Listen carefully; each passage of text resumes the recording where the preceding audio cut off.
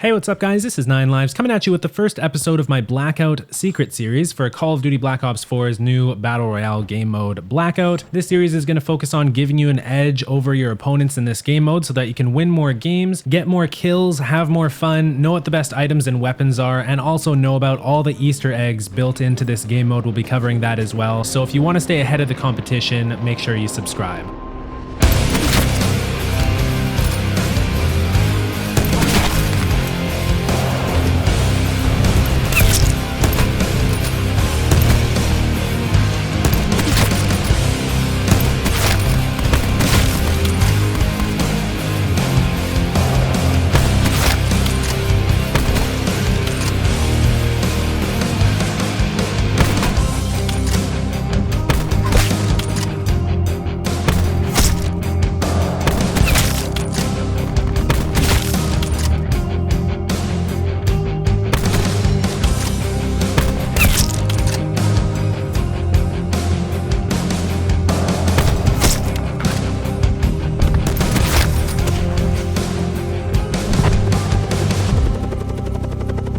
Vehicles are definitely something you should be thinking about in the early game as you're diving into the map. A lot of times you can spot a helicopter as you're coming down, and that's going to help make your plan for the end of the early game into the mid game. The significance of having a helicopter is that you can position yourself in the most ideal spot on the map relative to where the zone is and where it's closing in from. Trust me, it really helps knowing where all the helicopters are going to be spawning, because it just gives you so much more control over the outcome of the game and the outcome of the individual gunfights when you have a positional advantage over your opponents. Alright, so moving right along, I'm going to tell you the secret to finding a good place to land in Blackout. Check this out. I get looted with body armor and a rifle in 5 seconds flat here. I'm ready to go into a gunfight right off the bat, 5 seconds after landing.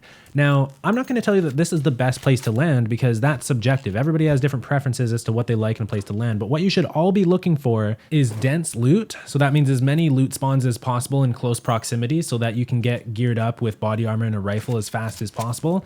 Somewhere that's relatively safe. Nobody's going to sneak up on me while I'm looting there. I'm always going to know they're about to come through the door, or I'm going to hear them climbing up through the window. And the final quality to look for in a place that you're going to want to land is its proximity to helicopter spawns. So in this case, there's 2 helicopter spawns nearby out in the field at the farm, and that's another reason why I like dropping here. Now, one of the unique qualities of firing range is because it's in the very center of the map for Blackout.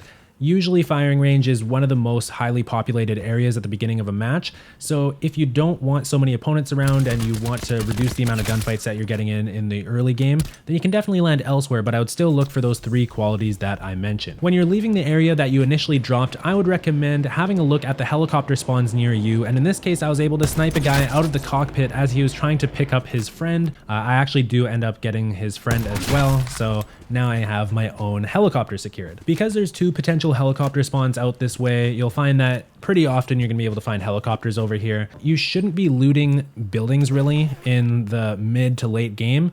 Try and loot buildings only in the early game and then focus on looting from other players. It's just way more efficient to get the good items that way.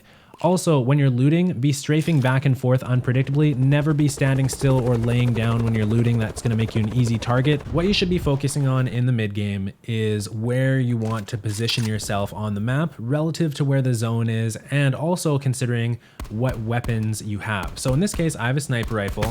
It makes a lot of sense for me to find high ground in this field because there's so much open area that if I have high ground here, I can see way into the distance. I can shoot way into the distance accurately with a sniper rifle. You want to put yourself in unfair gunfights that are in your favor. Some things to look for when you're finding an area to play in for the mid game is that it's going to be difficult to flank you. So that's what we've got right here. You can see the zones coming in behind us in a minute. So they're not really going to be able to flank us other than from just the direct left or the direct right. And it's not going to happen because the field is too open and it's too easy to see what they're up to. Also, if you have space to move around and reposition like I do here, you can see between each shot I try and move around and reposition a little bit.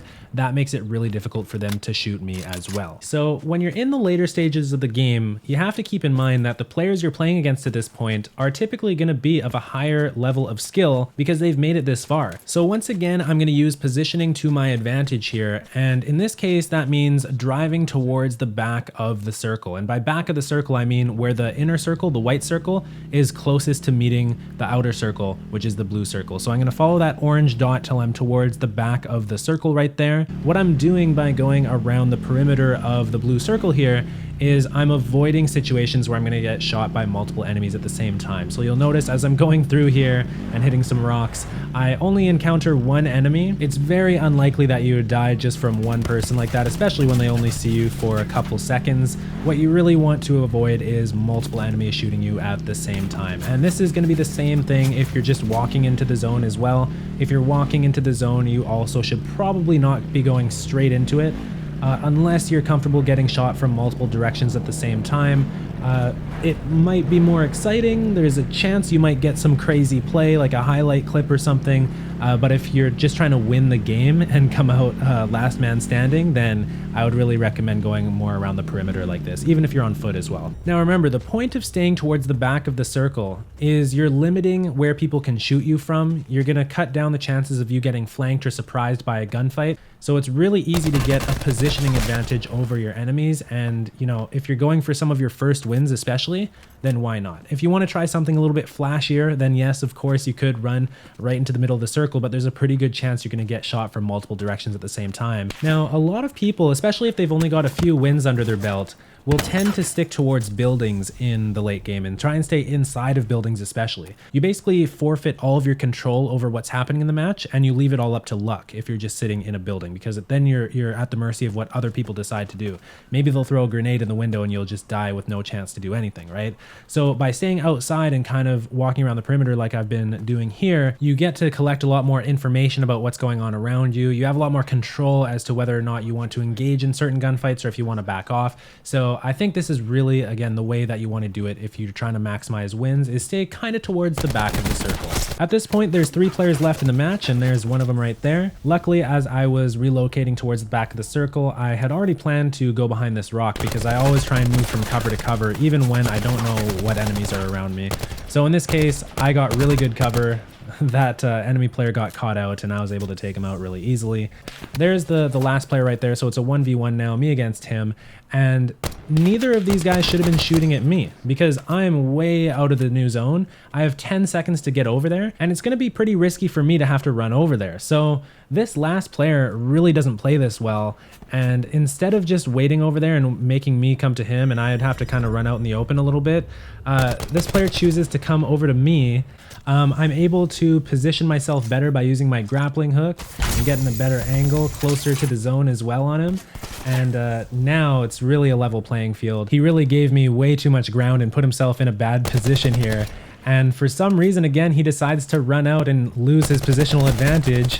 No cover at all, and I just take him out. So if you want to watch more Call of Duty Black Ops 4 videos like this, they're popping up on the screen now, and you can get more tips and tactics and strategies and secrets to incorporate into your own gameplay. Subscribe if you haven't already, and I'll see you soon with a new video.